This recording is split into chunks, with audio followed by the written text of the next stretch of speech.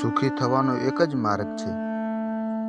બે વ્યક્તિ મળીને ત્રીજાના સુખનો વિચાર કરે. જિંદગી જીવવાની બે રીત છે. કાં તો કોઈ ખૂણે રડી લેવું અથવા તો વિશ્વના તમામ ખૂણે લડી લેવું. જિંદગીના કેટલાક અનુભવો એવા હોય છે જે ફેસબુકની વોલ પર ક્યારે લખી શકાતા નથી અને દિલની વોલ પરથી ક્યારે ભૂસાતા નથી.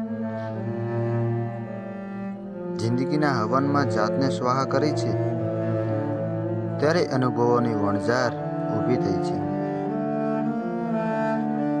જિંદગીની કસોટીમાં કોઈ પાસવર્ડ નથી હોતા સાહેબ. કોઈ તમને દિલથી યાદ કરે તો સમજી લેશો તમે પાસ થઈ ગયા.